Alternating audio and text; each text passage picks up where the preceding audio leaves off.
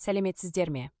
Бұл видеода мен жасанды интеллектті пайдалана отырып дайындаған тапсырмаларымды таныстырып, бірінші ағымдық бақылаудың негізгі есебін көрсетемін. Алғашқы тапсырма физика сабағында реактивті жасанды интеллектке негізделген автоматты тестілеу жүйелерін қолдану. Үш жасанды интеллект таңдауда. Біріншісі DoQuizzes. DoQuizzesке кіріп қарайтын болсақ, бұл жерде электромагнетизм бөліміне арналған 10 сұрақтық тест қарастырылған. Тест нәтижесінің соңында оқушылардың қай сұраққа қате жауап бергендігі және де қанша балл жинағандығын шығаратын болады. Келесі бізде Journaly. Journalyда жылдам квиз жасауға болады, электр және магнит өрісін қарастырған.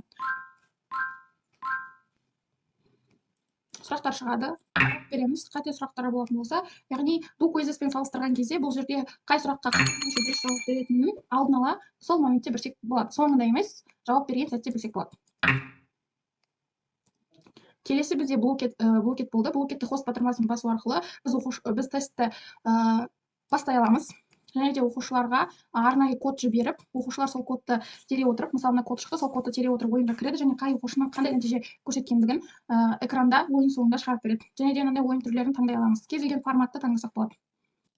Осылайша осы үш жасанды интеллектті 10 критерий бойынша талдап өтеміз. Әр критерийге 5 балдық жүйе бойынша баға береміз.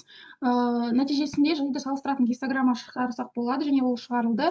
Блокеттің 46 ұпай жинағандығын және де қолданушы үшін өте ыңғайлы интерфейс екендігін көрсек болады. Келесі тапсырма оқушы үлгерімін талдайтын жасанды интеллект, яғни бұл жерде физика сабағында оқушылардың оқу үлгерімін шектеулі жаты жасанды интеллект көмегімен талдайтын, оқушылардың жиі жіберетін қателіктерін есте сақтап, сол деректер негізінде әр оқушыға жеке түзетумен оқыту ұсыныстарын беретін интеллектуалды бағалау жүйесінің моделін әзірлеу болып табылды.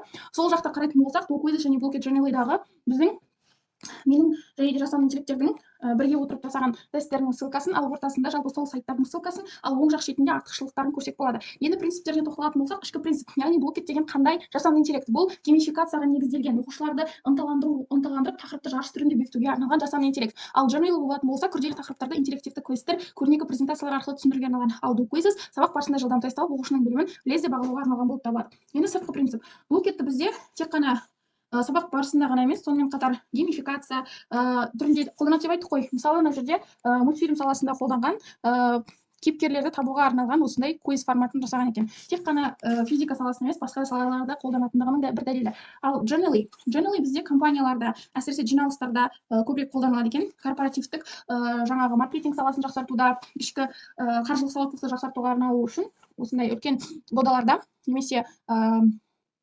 спикинг кештерде қолданылатын жасанды интеллект болып табылады екен. Мына жерде көрсек болады, міне корпоративті челлендж деп тұр.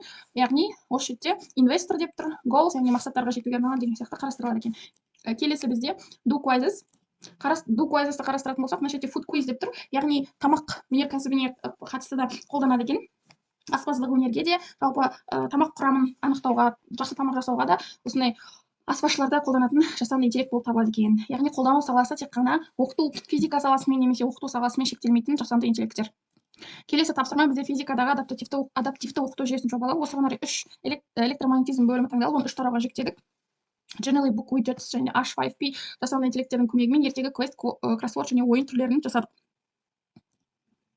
Мынау ертегілер.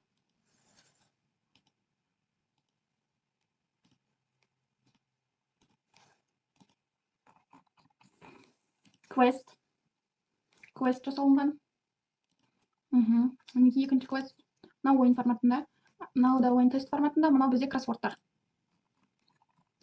Бұл жасаудың мақсаты не болды? Жалпы бұл жерде физикадағы дәстүрлі оқыту жүйесі кезіндегі жүйелермен жүйенің адаптивті жүйелерін салыстыру, жалпы адаптивті жүйелерді қолданудың нәтижесі нені береді? Жалпы оқушының жеке оқу траекториясы қалыптасатындығын, қателерді түзету дағдысы дамитындығын, оптика болсын, электростатика болсын, кез келген физиканың бөлімін терең түсінуге және уақытты тиімді пайдалануға мүмкіндік беретіндігі туралы қорытынды шығара аламыз. Яғни үш жасанды интеллекттің жан-жақты тапсырмаларды шығара алатындығын, яғни адаптивті екендігін көрсеттік және де оның артықшылығын айта өттік. Ары қарай соңғы тапсырмамыз бізде физикалық есептерді демонстрациялау жолдары жасанды интеллекттерге тьютор. Физикалық есепті дәстүрлі жолда түсіндіру. Мына видеода қарап отырсақ, тақта және ақ борды пайдалана отырып, электростатика бөліміндегі Кулон заңын түсіндіріп отырғанын көрсек болады. Яғни осы бірінші дәстүрлі форматта түсіндірдік. Келесі жасанды интеллекттің көмегімен физиканың электростатика бөлімін қарастырдық. Мінекей көріп отқандарыңыздай өрістің қалай таралатындығын, оң және теріс зарядтардың бір-біріне әсерін көрсетіп отыр. Бұл тараудағы негізгі заңдардың бірі. яғни жасанды интеллект арқылы қарастырдық. Бұл жерде электростатика бөлімі, ал мына бөлімде магнитостатика, яғни магнит өрістерінің қалай жүретіндігін анимация арқылы көрсетіп, есепті шығарып беріп отыр. Берілгені. Магнит индукциясы 0 Бутин Элу Тесла.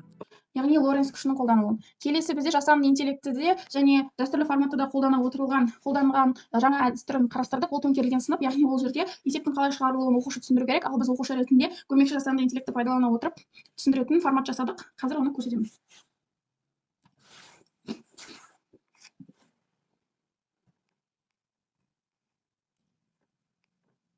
градус бұрыш жасап орналасқан.